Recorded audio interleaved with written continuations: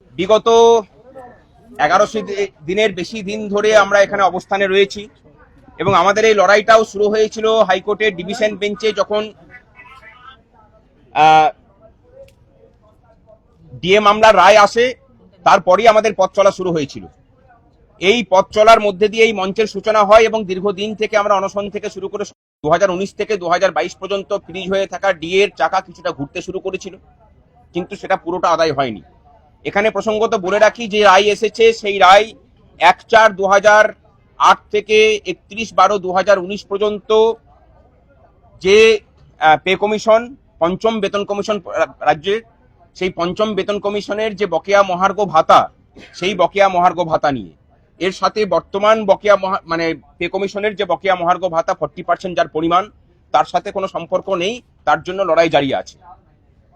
আজকে যে রায় এসেছে, আমরা প্রথমেই সমস্ত মামলাকারী সংগঠন যারা কর্মচারীদের পক্ষে লড়াই করেছেন, confederation of state government employees, তারপরে হচ্ছে যে কর্মচারী পরিষদ, ইউনিটি ফোরাম, তাদের সকলকে ধন্যবাদ জানাচ্ছি।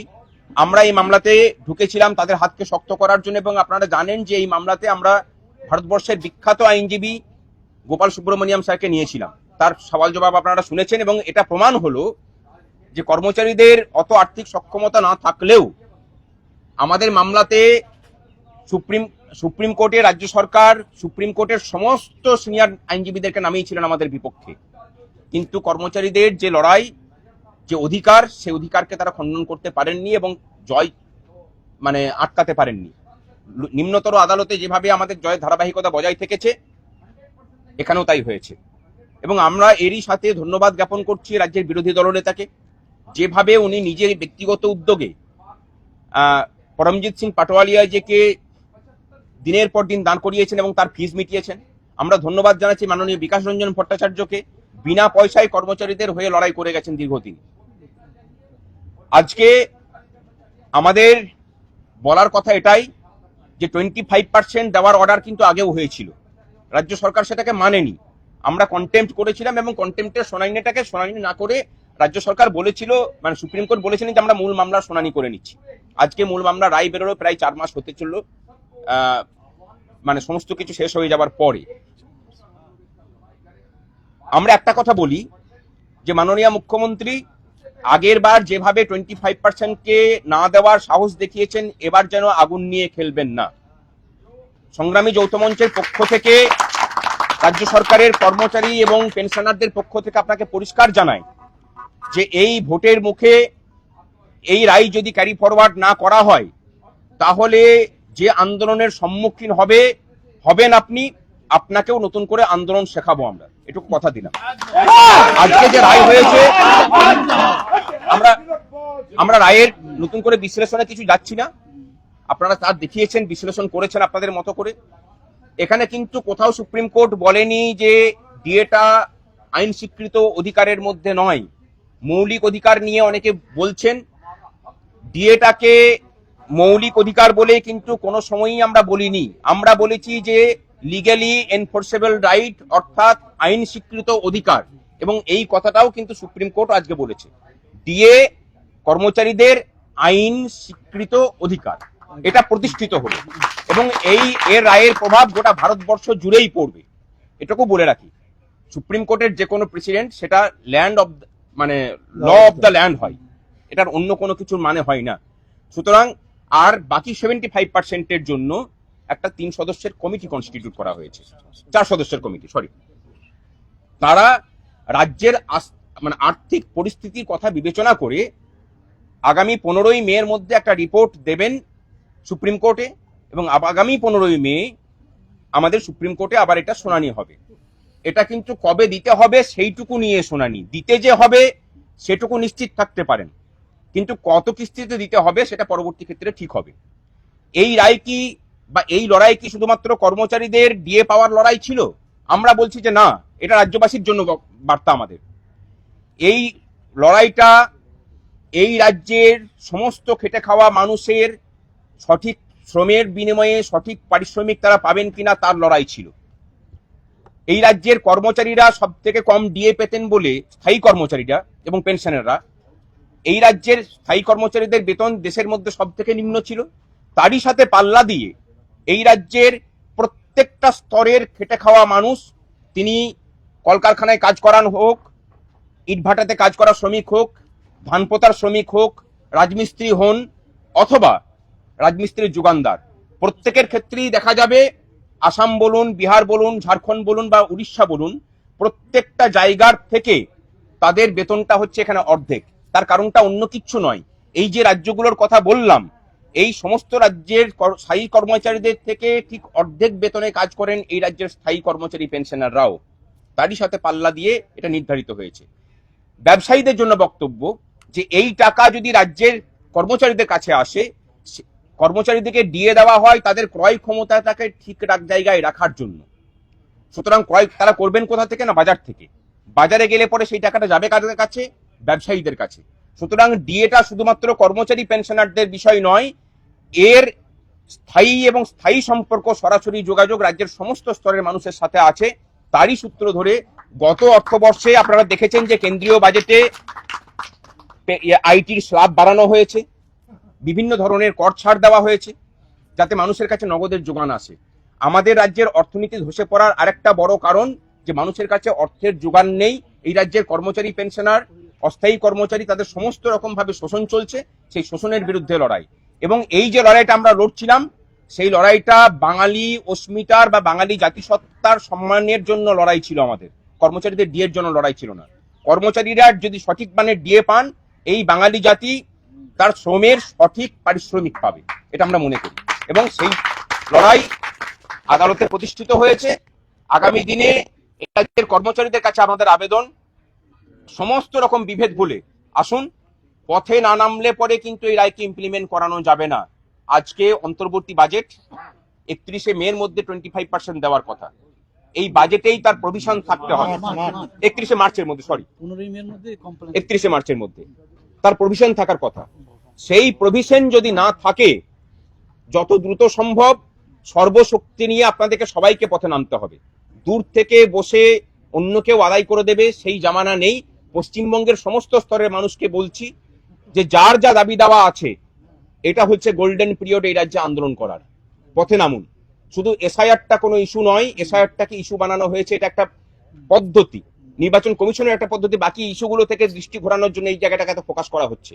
রাজ্যের যে বেকারত্বের সমস্যা, শিক্ষা স্বাস্থ্যের পরিকাঠামো ভেঙে পড়া, রাজ্যের সার্বিক পরিকাঠামো ভেঙে পড়া, এই সমস্ত কিছুগুলো থেকে দৃষ্টি ঘুরিয়ে দেওয়ার জন্য এই কাজ করা হয়েছে। আসুন সকলে মিলে লড়াই করি।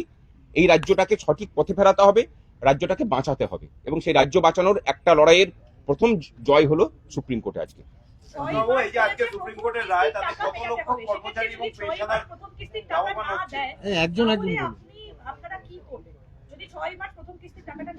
আমরা কি করব সেটা তো মনে হয় প্রথমেই বললাম, যে কর্মচারীদেরকে নিয়ে যে আন্দোলন হবে। আপনারা দেখেছেন এই মঞ্চে যখন অনশন হয়েছে কতটা বেকায়দায় সরকার পড়েছে। আপনারা দেখেছেন যে হরিশ মুখার্জি স্ট্রিট দিয়ে বিগত 14 বছরে কাউকে ঢুকতে দেয়নি। আমরা মিছিল করেছি গোটা হরিশ মুখার্জি স্ট্রিটে, যখন মিছিল হয়েছে তখন মিছিল শেষ হয়নি।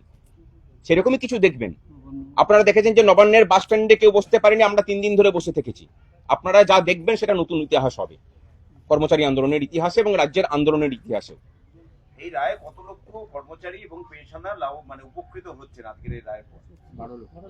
মোটামুটি 12 লক্ষ স্থায়ী কর্মচারী এবং পেনশনার এর ফলে উপকৃত হবেন। এবং এর সাথে বলে রাখি যে এই যে ডিএ, 1% ডিএ বাড়লে অস্থায়ী কর্মচারীদের দৈনিক মজুরিতে 6 টাকা বৃদ্ধি হয়। বুঝতে পেরেছেন? তাহলে এই যে 25%, আমার মনে হয় যে অস্থায়ী কর্মচারীদের জন্য আমাদের লড়াই জারি থাকবে। যে তাহলে ওই যে পিরিয়ড আর কি, সংশ্লিষ্ট যে সময়কাল, সেই সময়কালের মধ্যে অস্থায়ী কর্মচারীরা যে কম বেতন পেয়েছেন তাদেরও হওয়া উচিত।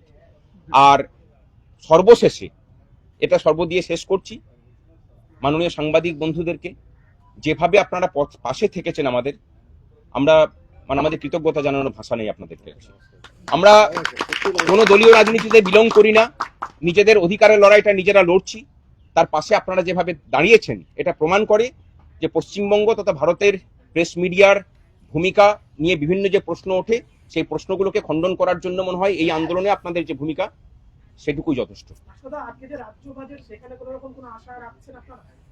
দেখুন, আশা তারাই করেন যখন দয়ার দানের ব্যাপার থাকে।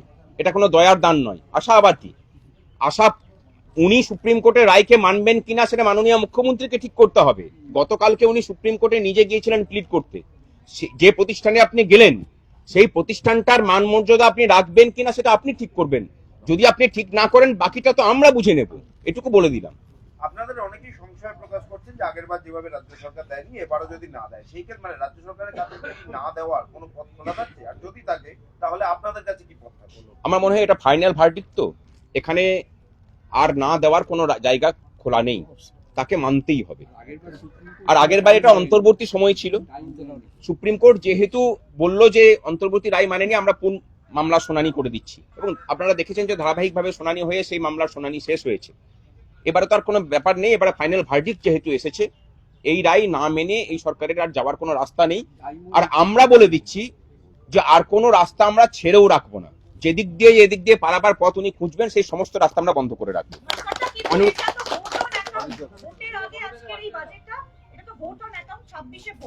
আজকে তো এটা বলা হতেই পারে যে যখন পূর্ণাঙ্গ বাজেট আমরা পেশ করব নির্বাচন হয়ে যাবার পর, তখন আমরা এই বিষয়টা নিয়ে ভাববো। এখন রাজ্যের কাছে টাকা নেই, এর সাথে কোনো সম্পর্ক নেই। রাজ্যের টাকা না থাকার কথা তো সুপ্রিম কোর্ট খণ্ডন করিয়ে দিয়েছে, সুতরাং এই কথা বলতেও পারবে না। আর মানে এই 31শে মার্চের মধ্যেই তো এই যে অস্থায়ী বাজেট, সেই অস্থায়ী বাজেটের কার্যকাল তো সেই সময়সীমার মধ্যেই থাকছে, সুতরাং তারপরে তো আর থাকছে না। সুতরাং এটুকু বলাই যায় এই সময়ের মধ্যে মানতে হবে।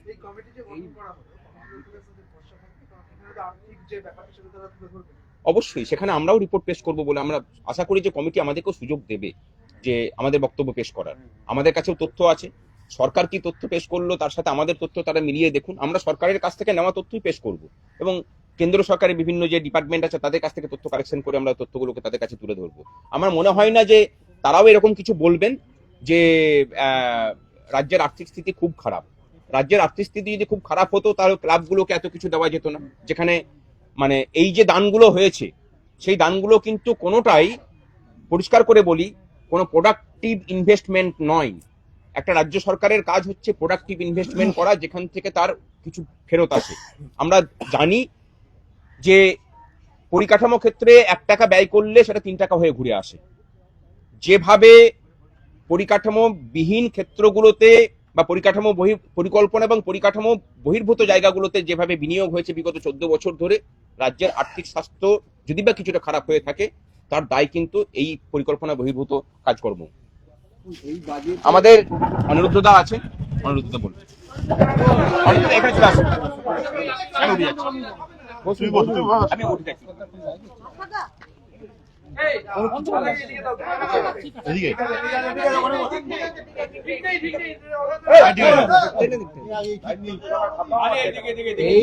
এই বাজেটের ভাস্কর যেটা বলে গেল তার সঙ্গে সংযোজন হিসেবে আপনার প্রশ্নের জবাবে বলছি আপনাদের যে এই বাজেটের সঙ্গে আজকে যে বাজেট পেশ হবে তার সঙ্গে এই বকেয়া এরিয়ারের কোনো সম্পর্ক নেই। এই টাকা রাজ্য সরকার পেয়ে গেছে আজ থেকে 12 বছর আগে, 11-12 বছর আগে রাজ্য সরকার এই টাকা কেন্দ্রীয় অর্থ কমিশন বাবদ রাজ্য সরকারি কর্মচারীদের দিয়ে সমস্ত টাকা, পেনশনারদের সমস্ত টাকা এবং বোর্ড কর্পোরেশন পঞ্চায়েত শিক্ষকদের 60% টাকা পেয়ে গেছে রাজ্য সরকার। এবং এই যে মাননীয় এজির একজন কেন্দ্রীয় সরকারের একজন প্রতিনিধিকে রেখেছে, এর কারণটা হচ্ছে এইটাই যে রাজ্য সরকারকে হিসেব দিতে হবে 11 বছর আগের টাকা কি করেছে রাজ্য সরকার। রাজ্য সরকারের ফান্ডে যে টাকা জমেছিল সেই টাকা রাজ্য সরকার কি করেছে এটা এজির কাছে হিসেব দিতে হবে। এবং এই জন্যই আজকে এই কমিটি সুপ্রিম কোর্ট তৈরি করেছে। এবং এই যে 25% বকেয়া, এর আগে সুপ্রিম কোর্ট, মাননীয় সুপ্রিম কোর্ট তারা নির্দিষ্ট কোনো সময় বলে দেননি, কিন্তু আজকে তারা নির্দিষ্টভাবে সময় বলে দিয়েছেন। এবং তার মধ্যে যদি না হয়, রাজ্যের মুখ্যমন্ত্রী কালকে গিয়ে উনি সুপ্রিম কোর্টে সওয়াল করেছেন, আগামী দিনে সুপ্রিম কোর্টের নির্দেশে ওনাকে, ওনার চিফ সেক্রেটারিকে জেলে যেতে হবে, জেলে যেতে হবে, ওনাকে সুপ্রিম কোর্টে জেলে যেতে হবে। আর যারা বলেছিল যে এই টাকা নাকি সরকারের টাকা নেই, সরকারকে ব্যতিব্যস্ত করা চলবে না, তাদেরও জেলে যেতে হবে। আর যে সমস্ত সরকারি কর্মচারীরা সরকারের হয়ে দালালি করছে তারা যদি বাপের বেটা হয়, ময়কা লাল হয়, তাহলে তারা 1 টাকাও নেবে না এখান থেকে। একদম 1 টাকাও, আমি বলছি তাদের যদি লজ্জা থাকে 1 টাকা এখান থেকে নেবে না। এই দালালি করে করে পশ্চিমবঙ্গের কর্মচারী সর্বনাশ তারা করেছে। 50 বছর ধরে এই সর্বনাশ হচ্ছে বন্ধু সরকারের তত্ত্ব করে। তার বিরুদ্ধে সংগ্রামী যৌথ মঞ্চ ছিল বলে আজকে আমরা এই যে মুখ্যমন্ত্রী ঘেউ ঘেউ মেউ মেউ করছিলেন, আমাদের বলেছিলেন চোর ডাকাত, ডাকাতের সর্দার, আজকে প্রমাণ হয়ে গেছে সুপ্রিম কোর্টের রায় যে উনি চোর, উনি ডাকাত, উনি আমাদের টাকা লুট করেছেন, টাকা উনি হাজার হাজার অনিয়মিত কর্মচারীর টাকা লুট করেছেন। সুতরাং এর বিরুদ্ধে উনি যদি ওই নির্দিষ্ট দিনে টাকা হিসেব না দেন তাহলে আমরা পশ্চিমবঙ্গ অচল করে দেব। সেই ক্ষমতা সংগ্রামী যৌথ মঞ্চের আছে, ওনাকে দেখিয়ে দিয়েছি। ভাস্কর বলেছে যে ওনার বাড়ির সামনে কেউ মিছিল করতে পারেনি, সংগ্রামী যৌথ মঞ্চ কয়েকটা দালালের বাধা সত্ত্বেও মিছিল করেছে, ওখানে 1 লক্ষ মানুষের মিছিল করেছে, নবান্নর মধ্যে বসে আমরা অবস্থান করেছি, হাত জোর করেছিল। যে মুখ্যমন্ত্রী চোর ডাকাত, ডাকাতের সর্দার বলেছিল তাকে অ্যালেন পার্কে দাঁড়িয়ে হাত জোর করে বলতে হয়েছিল যে আমি 4% মহার্ঘ ভাতা দিচ্ছি। সুতরাং সংগ্রামী যৌথ মঞ্চ আছে, থাকবে, এবং আগামী দিনে সেই লড়াই আরো যাতে সরকারি কর্মচারী, বাঙালি পশ্চিমবঙ্গের সরকারি কর্মচারীর যে নেতিয়ে পড়া অবস্থা, যে নির্বীর্য অবস্থা তৈরি করেছিল সরকারগুলো, তার বিরুদ্ধে সংগ্রামী যৌথ মঞ্চ রুখে দাঁড়িয়েছে এবং তার জয় প্রাথমিকভাবে কোর্টে এসছে। এবং সেই রাস্তায়, সেই কোর্টের রাস্তায় এবং রাস্তার লড়াই, দুটো লড়াই সংগ্রামী যৌথ মঞ্চ লড়বে। এবং সাংবাদিকদের আবারও আমরা অভিনন্দন জানাচ্ছি আমাদের পাশে থাকার জন্য। আর বাংলার এলিনা আছে, এখানে ওর নাম বলেই বলছি, সে আর বাংলার আছেন যে প্রতিনিধি, তার প্রথম সেই পুরনো কথা আসলে মনে পড়ে যাচ্ছে যে সেই প্রথম দিন থেকে সকালবেলা আসতেন। অনেক ঠিক আছে, বাদ দিয়ে বন্ধ করে দিন।